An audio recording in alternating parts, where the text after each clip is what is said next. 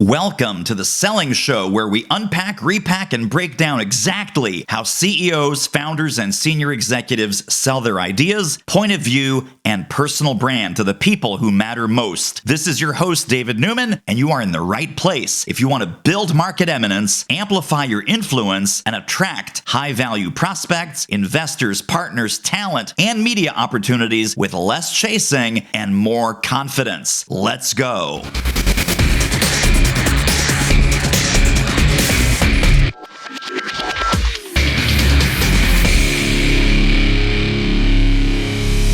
Well, it's not often that I get to welcome a family member onto this show, but Reilly Newman, welcome to the show. Thanks, Dad. my long lost son. So I know Reilly from his fantastic branding firm called Motif Brands and this fantastic book that he and his partner over at Motif have written called Brandy. Subtitle is 101 Sips of Wisdom for Attaining a Successful Brand. And just super smart micro doses of brilliance in this book. And it's such a thrill to have you here. Thank you. For the people that don't know, and maybe it's just like 6 people in New Jersey. For the people that don't know, could you please share the professional backstory that brought you to the work that you're doing today, and what were some interesting pit stops along the way? Yeah, so I started off in design and really just falling in love with specifically logos and just their power and prominence in our world, right? Brands, companies of all sizes rely on them. And that slowly just evolved into this interest in strategy. And that kind of just kept growing and going, oh, there's this thing called brand strategy, right? And then finding this kind of marriage between design and strategy, and then figuring out going, okay, how do you actually now move the needle for companies? And that goes into psychology, human behavior, all these things that just, each of these are their own rabbit holes, right? And I just fell in love with that. I've always been a nerd, and design is a rabbit hole, strategy is a rabbit hole, psychology. And so it was this natural kind of just falling into it, and Yes. I'm passionate about it, and it's just comfortable for me. And so it was like a duck to water, where I just at a young age was already going this way. I found some mentors along the way who worked with, Gibson, Fender, with wine brands, with Apple, and they were just sharing their wisdom with me. And then I was able to also, I read nonstop of all kinds of books of nonfiction and podcasts like yours, David. And it's just helped me grow and keep growing, right? Is that I'm just always trying to learn. And then I apply that to each client that comes to us for their brand transformation. And so now that's where we are today, of like going, okay, this is growing beyond just design. It's grown beyond just a simple strategy or a marketing strategy, but going, no, how do we actually take these founders of companies where, maybe they're pulling in a couple $1 million a year, but they have this what I call a brand deficit, where they have a gap, right? Where they're feeling, oh man, I'm like at this place, and they can feel it in their gut, right? And then they want to be somewhere, or they feel they should be somewhere. And to me, it always comes down to the adage of like, what got you here is not going to get you there. And the perception of your business, your brand, is to me one of the greatest leverage points to help you clear that gap and get to that next area of pricing power, of a better perception and more power for the brand. Now, your firm, you specialize in rebranding specifically. It's like typically people don't necessarily come to you, hey, we're starting a pretzel company and we need a name and a brand and a logo and a website, and we're starting everything from scratch. It's rebranding that's the specialty, correct? Yes, we used to do a lot of kind of startups and new businesses, but I found that over time, the rebrands, I see these patterns where we've had companies who are, 5, 7 years old, they're hitting a plateau, or 20 years old, or now we've worked with a couple century brands where they're over 100 or over 125 years old. Yeah. And they have each different problems, but the plateaus they hit are similar, right? And a new business, they're not going to have that issue as much. We can start up a brand. But to me, it was the sweet spot of working with founders where they've been around the block. They have somewhat of a pattern now where they're in their groove, but now they're just hitting some areas where they need to level up. And to me, it's like, man, strategy and brand are the perfect ways to do that. And, pricing strategy, things like that, where you're able to make these little adjustments and these pivots, and it really makes a huge difference, all the way through the company. In your experience, Reilly, with when a company comes to you and maybe they're aware they need to rebrand, maybe they just want a smart person to talk to, what are some of the signals that you're looking for about, wow, you guys really need a rebrand, or your current brand is really not working for you? What are some of the disconnects or some of the warning signs that a rebrand might be in order? I would say a lot of it does come down to pricing pressure. They don't have the pricing power. And that usually then comes down to going, okay, well, why is that? Well, why can't you price, or their margins are very small, which is related. And that goes back to them being distinct as a brand, right? And that to me, that's the common line through it all, is that you hear that in a lot of just kind of marketing and in the ad world, of like distinction and standing out, and being able to go, okay, now if we can make the brand distinct and lean into the strengths of the business, then we're able to not only build a moat around what makes the company special, but actually lean into where the revenue and the profitability is coming from and increase the margin. So it's a win-win-win situation. And sometimes these companies come to us where, if it's a restaurant, their menu has just grown over time, or their services just keep growing. And as these companies are 7 years old, 20 years old, 100 years old, of course, with time that happens, right? It's like a plant that keeps growing, and nature just keeps, growing and growing, and you got to prune it and you got to help it focus. And to me, that aligns with, in the service world, that's expertise and specialization. With products, that comes down to really that same focus of being able to go, okay, well, what's your focus here? Or that common thread, or like, that's why I named the company Motif, is like that pattern that's leading and guiding that journey and creating that very intentional and deliberate kind of pattern throughout the company. Yeah, that motif, that whole brand motif chapter in the book. By the way, I love that all your chapters are micro chapters. Oh yeah, they're it's like a condensed flourless chocolate cake. But you really wax lyrical about that word motif, and I'd love you to rant on that here for a minute. Because it's such a great word. It's got that 3-part definition. Tell us a little bit about what dig a little bit deeper into that word motif and that concept. Yeah, I think motif's one of those, to me, it resonated with me just because it is in different areas of life. And whether it's, literature, music, even a pattern in, fabric or something. Yes. It's design oriented, it's ornate, it's creating, it's like a good song that has a hook that keeps coming up, right? Whether it's a little riff or it's a little pattern that your brain picks up.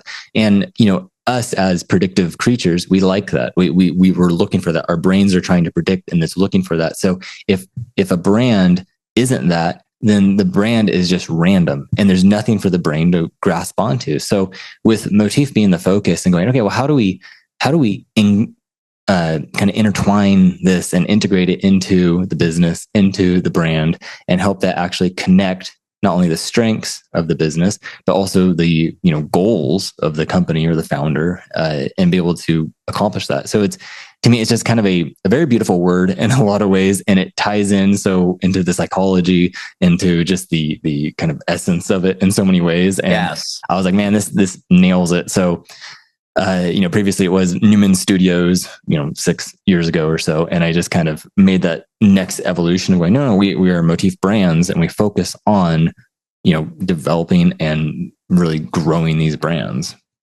How about that? That's amazing. Newman Studios. I like the sound of that for some reason. It's snappy. Might be biased.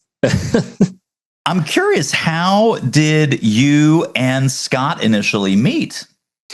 I met Scott, it was, that might have been 2012, perhaps. So a while back. Scott has a huge art background, high in design, doing a lot of art direction. And then that's when I was, of course, I was younger. Scott's not here. So, I was younger than Scott. So I was getting into design and all these things, and we met. And then that's when it kind of like, I think he gave me a couple of books, and I was just starting to do these things. I was competing nationally for design awards and stuff like that. So it was kind of this, where we just kind of stayed in touch, right? It was one of those things where it's like, oh yeah, nice to meet you. And we had similar values. We had similar just, interests, of course. Yeah. And then just kind of grew from there. And then, he moved away, went to Seattle and stuff like that for design. And then we reconnected, and then it was like, okay, I need help, with the business. I'm doing more of the strategy stuff and all that. And I brought Scott on for the design focus of things. Yeah. And then being able to go, okay, now we got this nice tandem kind of approach to both sides of the solution. And, that was never my vision for a design studio, was never to build like an agency, because I saw so many agencies where it was just this revolving door of interns and designers and all these things. I'm like, I don't want that. I don't want this bloated agency model, but I want to be specialized. And at that time, that was like 2018 when I was starting to go that way. And I was just noticing the expertise and niching down of kind of being the future of not only service work, but also a lot of the industry for knowledge workers, but going, okay, I need to do this. I need to increase the expertise, and we need to go deeper, deeper, deeper, right? It's not about this massive team anymore. Right. Yeah, I'm all about the unscaling, descaling. That's an awesome and brave decision. Quick plug for a book I really, really love. That's right, it's my new book, Market Eminence. It is the ultimate guide for mavericks, visionaries, and change makers who want to play bigger, grow faster, and become a category of one. If that sounds like you, pop on over to marketeminence.com. I do want to ask you, because you've done such a broad range of work, from beer brands, hospitality, ice cream, gin, beauty products, hotels, restaurants. You'd look and you say, well, these guys, they go all over the place. Number one, I guess, question number one, how do these clients find you, or how do you find them? And I totally get the impulse that you and Scott enjoy the variety of work, to a restaurant where maybe you've done 2 or 3 other restaurants, but not hundreds, to a beauty cosmetics company. Maybe you've done 1 or 2 other cosmetics, but again, not in the hundreds. Yeah. How do you gain their confidence that you're the right partner to help them? So 2-part question. How do you find them? How do they find you across all these different really cool industries? And then how do you overcome what might be a confidence gap, since you don't specialize in any one of those? So mainly all of our clients are word of mouth, which I found that is very beneficial, or they come in through the podcast or the book. And all 3 of those they've been the best clients, right? I'm not having to chase them, not having to educate them on, hey, we're not just going to redo your logo. Like, that's not what we do. We're actually looking at the whole picture here. Let's get to the core of the issue. Yeah. So all 3 of those have just led to healthier relationships, healthier clients, better projects, and better outcomes. So I'm happy with that. Of course, it's not the easy path. It's not like, oh, we're running ads on Google and LinkedIn and all these. It's like, it's the long road, and it's right. It's definitely an investment of time, writing, speaking, doing all these things. And the cool thing about it, though, is that us being kind of industry agnostic, right, where we work with anyone and everyone from these different walks of life, it's really helped me boil down brand and our approach to strategy. And the psychology is that it comes down to principles, right? So it's like, if I can develop these frameworks and these models that then essentially can be applied to any industry, or I can take something from industry A and apply it to industry, X, that's interesting to me. It starts becoming more interesting when I work with, a healthcare company, and then I'm going, oh, they had this problem. If I just add a couple twists to this and I apply it to this restaurant or whatever, it becomes something different, right? And that's where I think David C. Baker talks about it, where expertise comes down to being able to connect dots, right, and see patterns. And that's always been a fascinating thought I've chewed on, where I'm like, okay, as an expert, if I'm coming from, let's just put me in the brand strategy bucket. If I'm coming from that point of view, I need to be able to spot patterns. I need to be able to connect dots, and being able to do lateral thinking, where I'm not just in linear. And that's why you see even the dental, you see a lot of dentist marketing and stuff like that, where they'll do, oh, we only do dental websites or whatever. Yeah. And you line them up and they all look the same. And that's an issue, right? Where it's like, if that's the point for the business, is that in the business's best interest of the client to look like the other dentist? Yeah. In my book, that'd be no, right? Is Right. that we want distinction, because that's the only way that, you know, a client is going to have a fighting chance to not only stand out, but lean into their strengths. And typically a business's strengths, whether that's the founders and the founders' DNA in that business, or special services or special approaches, or even perspectives, us leaning into that then makes it more distinct. And that's what's going to protect their business in the long run, you know, or use a coined term of future proofing, and helping them actually grow their brand and give it that, the kind of the teeth it needs to actually bite back in the market. Yes. Well, looking at the breadth and the scope of all these different clients, I also have to ask you, do you guys get do you get free barbecue? Do you get free ice cream? Do you get free gin? Do you get free zoo membership? I mean, what are some of the perks here? No, just great reputation and some friends made along the way. It is nice because like every client has been, you know, I could confidently say that 98% of clients I stay in contact with, where we're either emailing still and, you know, even texting with some of them, where it's like just checking with them and talking to them, where this relationship, because we've essentially, you know, birthed a child together at a certain point, where I've seen their books, I've helped them with their profitability, I've helped them with their brand, with their customer service, all these things. And at a certain point, it's like, okay, I know, like I've seen everything about your business and we've worked together, and this relationship just kind of grows from there. And they'll come ask me questions and stuff like that. So I think that's one of the benefits. Another thing that I love about what you have done is when people go to the website, and we'll give all the website and the resources, and people can, you know, start to crush on your awesomeness here and a little bit here at the end. You start out by saying, here's who we're not, right? Or here's what we don't subscribe to. So, you know, we're not the quick fix. We're not, you know, we don't play the urgency game. We're not ordinary. We're not full service. We're not reactive, all of those things. That is a brave and very smart step. I'm wondering, how did you, because that might be off-putting. And of course, being in the profession, you're aware that it's going to be off-putting to some. It's going to be incredibly attractive to others. But was there a bravery step or a bravery conversation that you and Scott had to have before throwing that up as the first thing people see on the website? Strategically, right? So to me, it was like, okay, I can't just say certain things that, oh, this is what we are. We're a studio, or we're creativity. We're creative. We have integrity. We have all these things. Like, me stating those things is almost counterintuitive of what I'm trying to get across. Is like, I shouldn't have to state that we have integrity, right? It's like that's part of doing business. Is that right? I don't even need a contract. We could shake hands, right? And I'll keep my side of the street clean, and I will be good for my word. And that's just personal values, again, principles.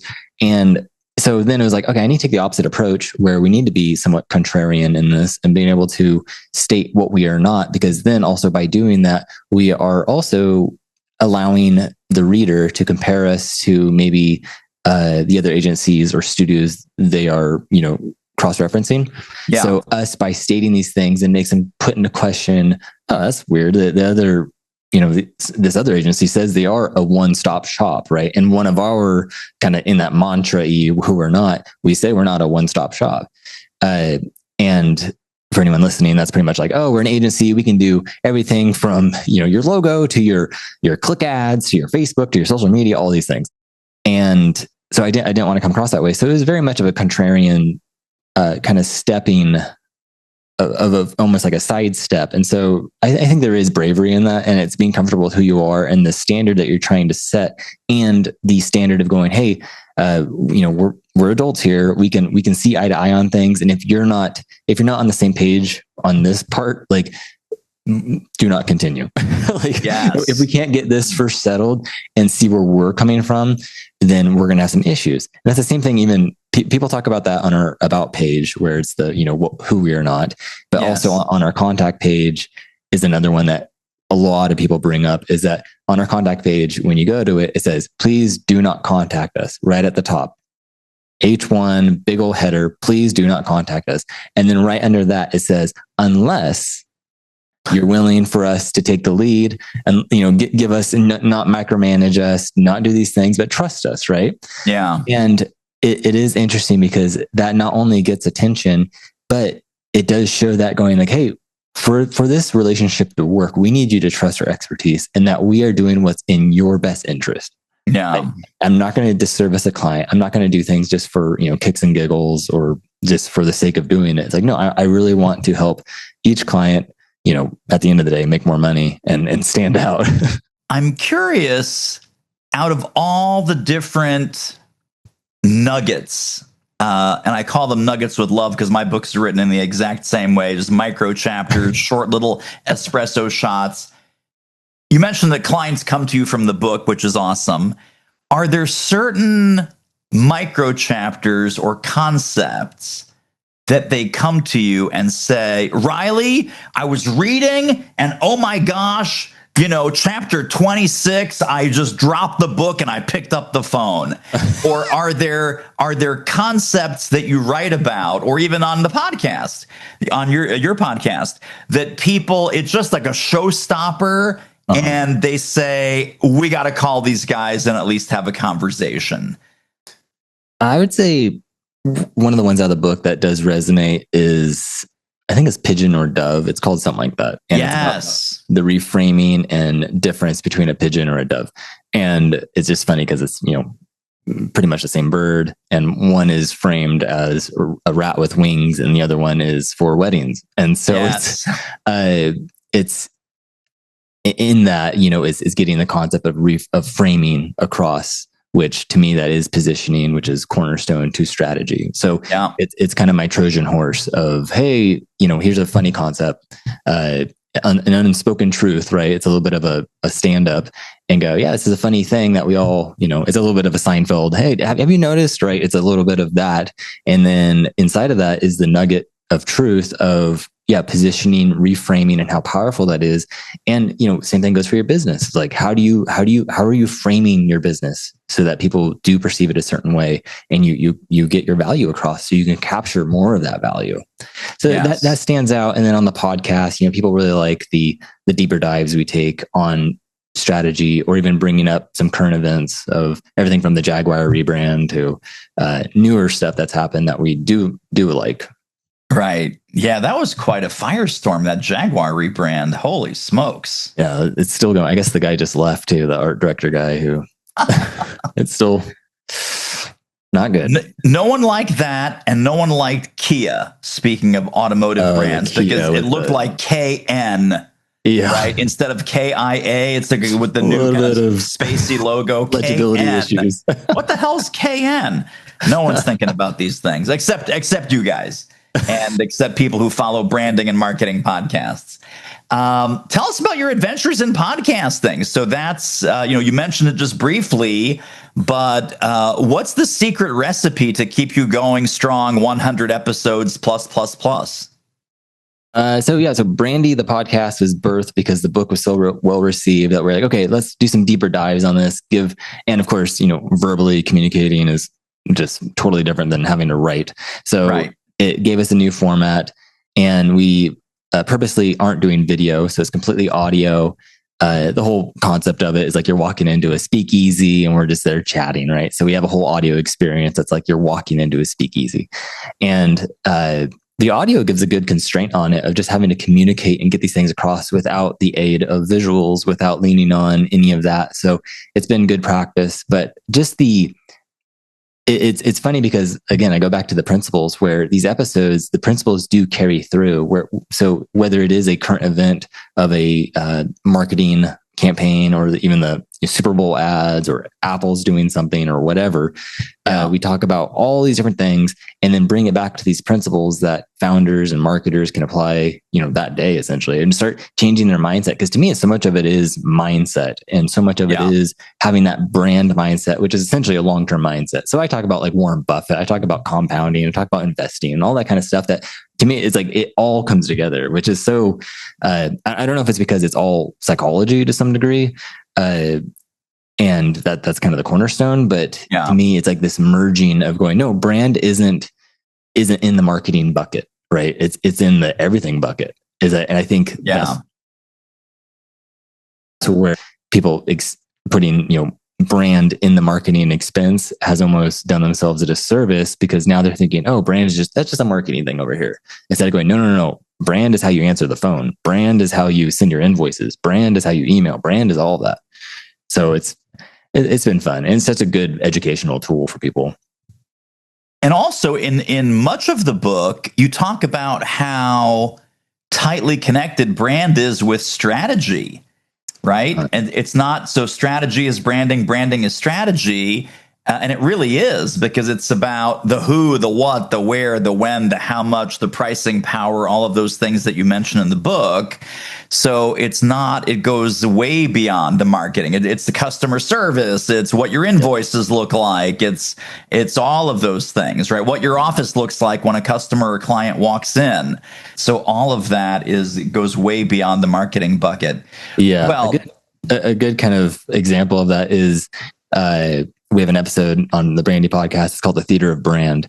And you think about, brand as it is theater, where everything from the stage, the props, the actors, the set design, all that, but also the audience, right? Because if you go to theater performances, is that the audience will change the reception of the content. It will adapt and make it play differently. And there is this kind of ping-ponging back and forth.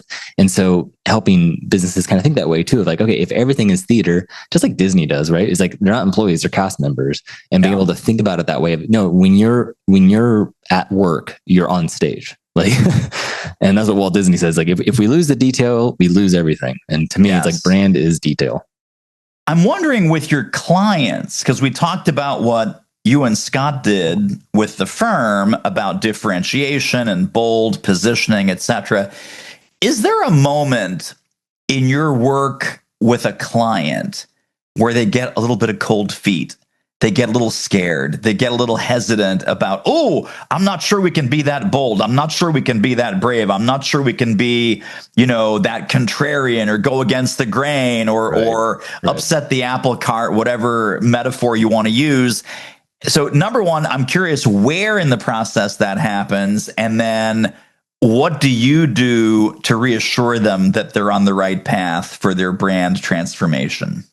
I would say, on the front end, right? We always start with strategy. So that's really a diagnostic of looking at their current situation, identifying the problem, articulating it, and then moving on to the strategy, where then we articulate the solution. And that's getting into the details of going, okay, what are some of the gold nuggets of the brand currently? Where's the equity in the brand?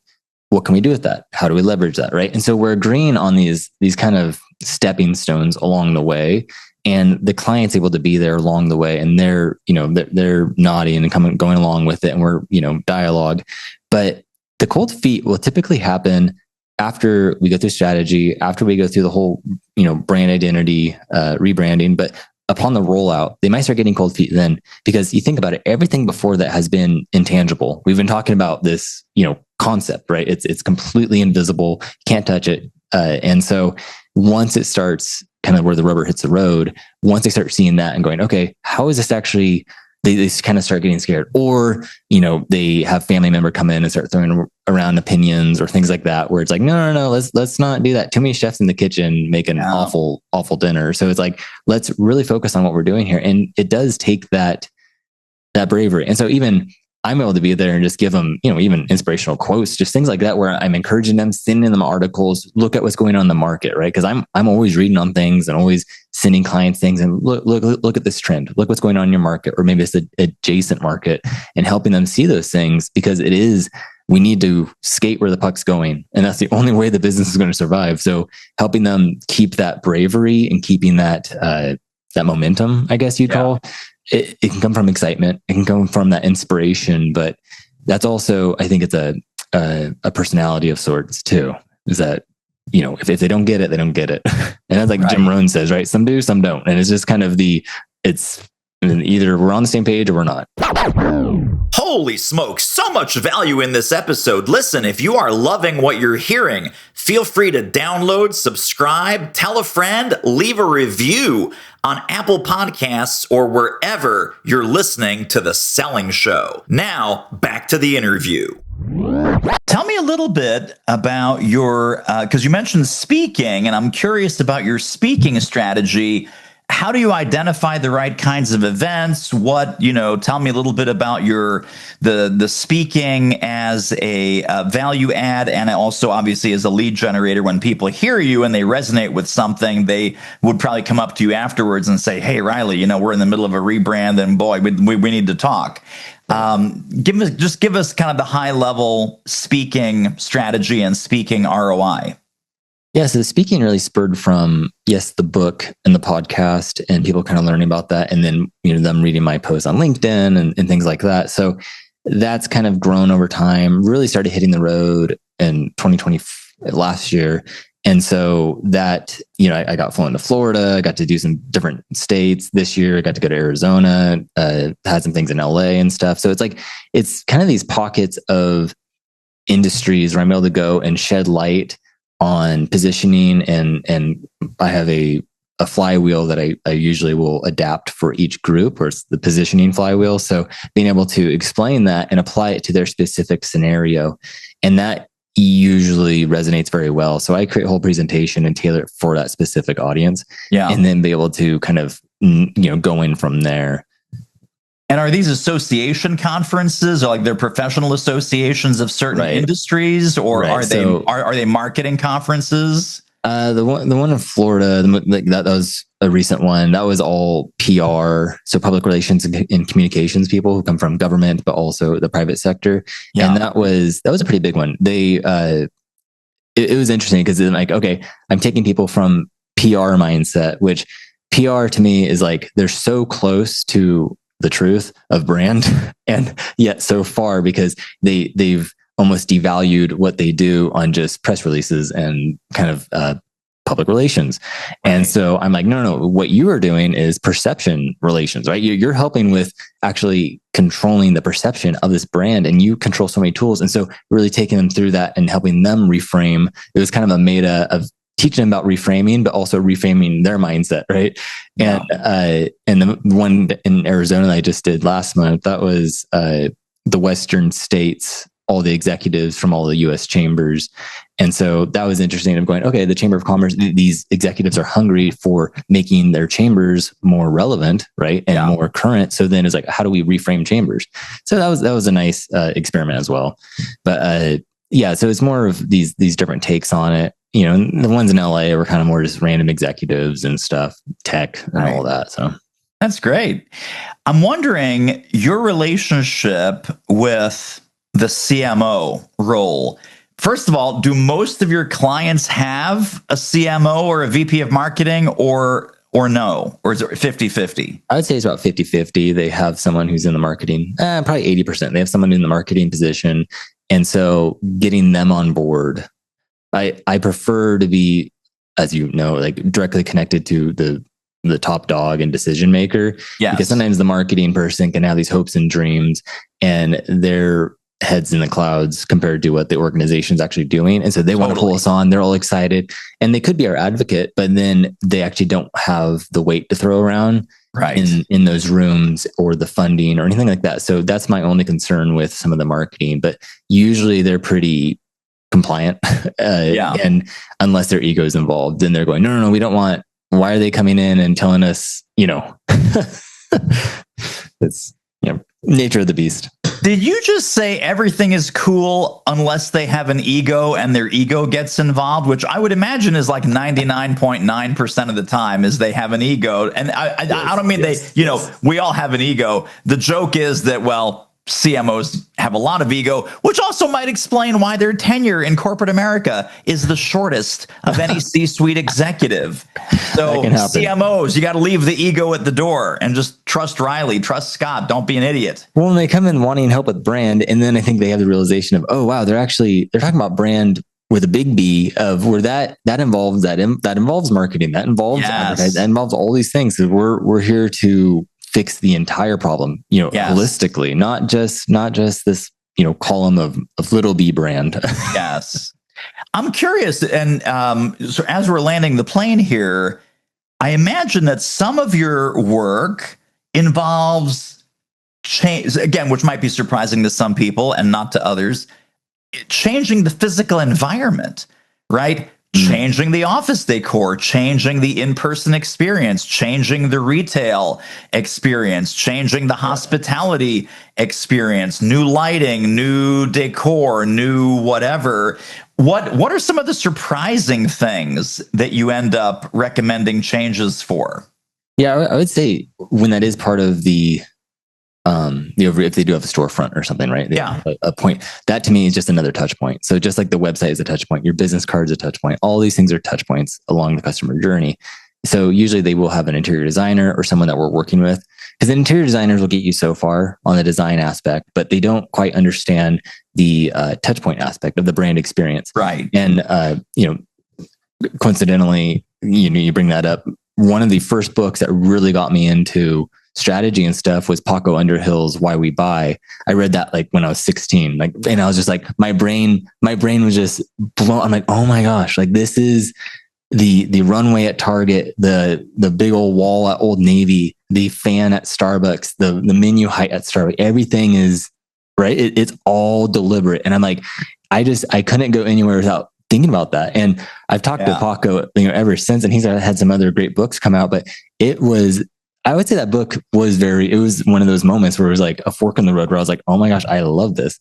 And that just like marketing, when you're in marketing or brand, it warps how you look at packaging. It warps how you see marketing. Yeah. You just don't enjoy things anymore, but that's funny. Yeah. So it was just one of those things where it's like, okay, now that is part of brand, right? It is when you enter the store, when you engage with it, how high is the table,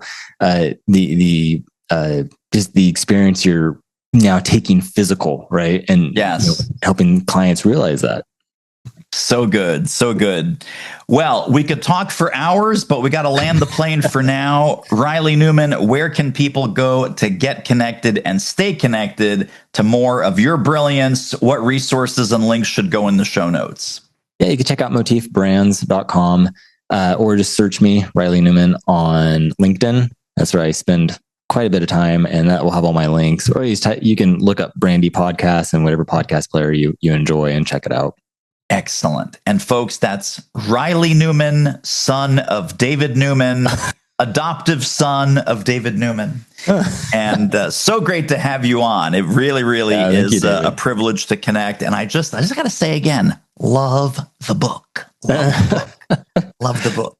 So all those links, by the way, that Reilly mentioned will be one click away in the show notes directly under this episode at thesellingshow.com. Reilly Newman, you might not be my son, but you are absolutely a rock star. I appreciate you, and thanks for being on with us. Thank you, David. And that wraps up another episode of The Selling Show. Hey, tell you what, if you like us, rate us and review us on Apple Podcasts, subscribe, tell a friend, go grab the notes and downloads and extras at thesellingshow.com. See you next time.